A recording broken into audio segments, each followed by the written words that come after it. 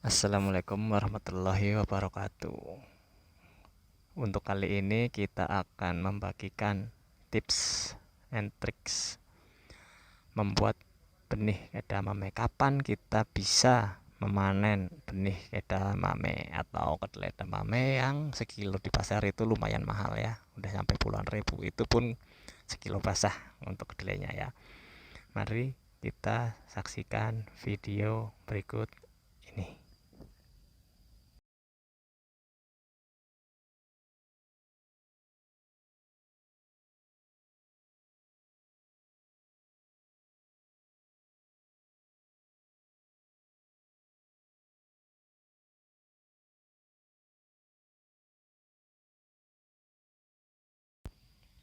Nah, ini adalah tanaman edamame yang sudah kering ya.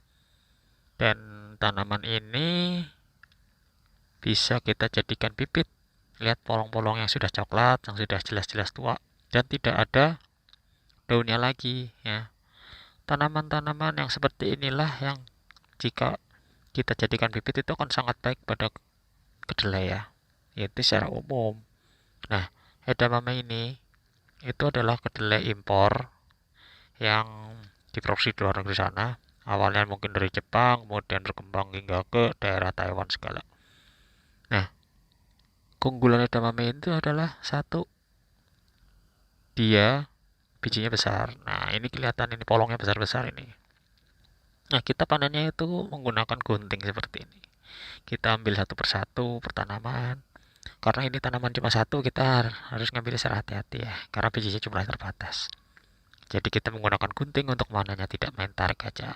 Sehingga polongnya tidak pecah. Ini kalau kita tarik begitu aja, polongnya bisa pecah ini. Biasanya kalau tarik begitu aja, kalau jumlah tanamannya besar dan berada di lapangan, untuk panen itu kita menggunakan peralatan seperti menggunakan tracer. Setelah tanamannya itu kita potong.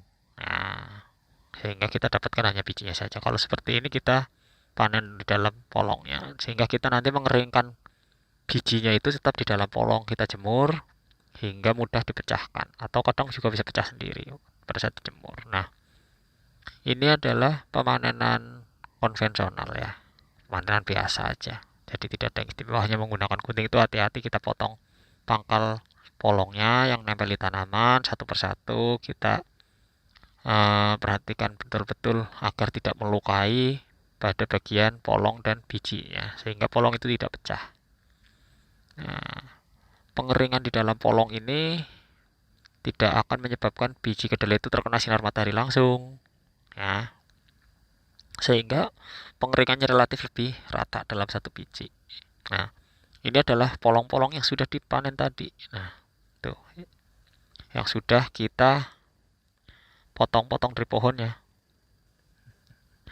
Nah, terlihat di sini polongnya sudah berwarna coklat dan ada agak berwarna coklat keputihan begitu. Artinya ini polong-polong yang sudah sangat kering ya.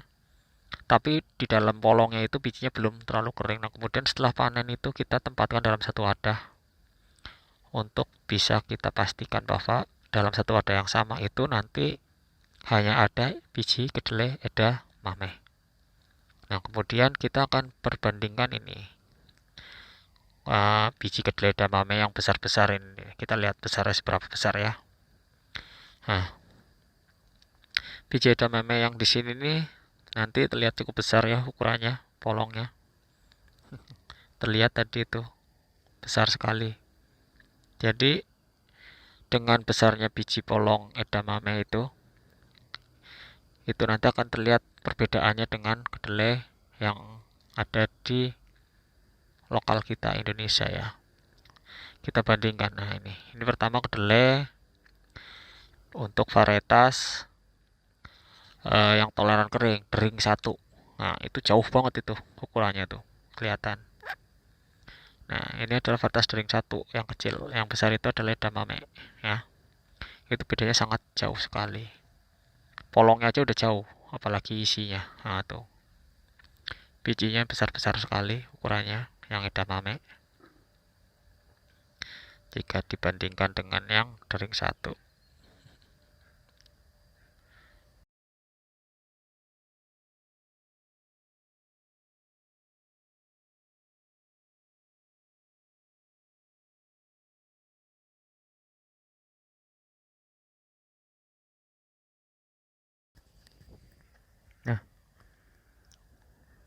Terlihat di situ, jelas sekali tuh.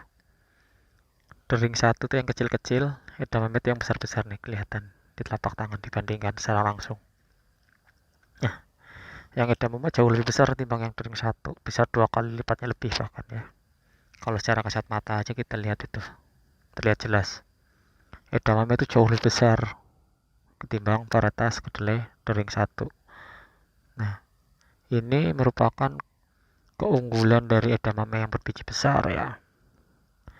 Jadi, tapi jumlah polongnya tadi di pohon sangat sedikit jumlahnya ya. Nah, ini adalah kedelai edamame. Nah, nanti kita juga bandingkan lagi dengan varietas yang lainnya, yaitu varietas Devon 1. Nah, dengan varietas Devon 1 ini juga terlihat edamame jauh lebih unggul untuk ukuran bijinya ya.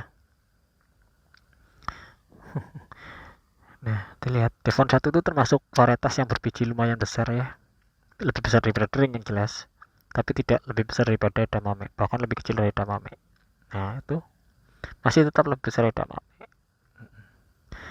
Cuman keunggulannya Devon 1 ini dia memiliki sifat polongnya lebih banyak daripada edamame ya.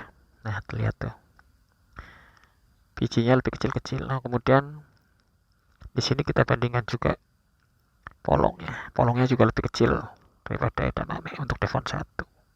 Jadi, dua varietas ini yang dering Devon 1 kemudian edamame itu berwarna putih. Dering berwarna putih, Devon putih, itu putih, hijau. Nah, semua ini jenis kedelai yang berkulit agak kuning keputihan atau dianggap kedelai biasa.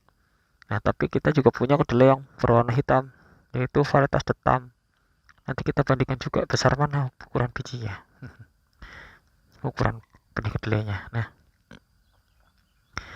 karena kedelai ini biasanya kalau pembuat tempe itu menyukai kedelai yang ukurannya besar karena volumenya dalam satu tempe itu jadi lebih sedikit secara bobotnya ya. Tapi kalau secara jumlah kedelainya, jumlahnya juga jadi lebih sedikit dibanding yang kedelai kecil. Kalau kedelai kecil di volume yang sama, jumlahnya lebih banyak dan akhirnya menyebabkan kerapatan massa yang tinggi dan pada akhirnya volume dan bobotnya lebih besar. Dengan jumlah yang lebih besar, volumenya lebih besar. Nah, ini adalah kedelai hitam, detam 1, varietas detam 1. Jika kita bandingkan dengan edamame jauh lebih besar edamame. Terlihat jelas ya di sini. Tuh.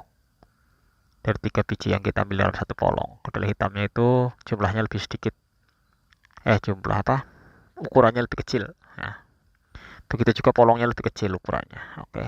Nah, ini adalah contoh varietas edamame yang sebagai bibit. Ini juga semuanya bisa dikategorikan sebagai bibit, baik mau dering, edamame, devon, dan varietas detam 1.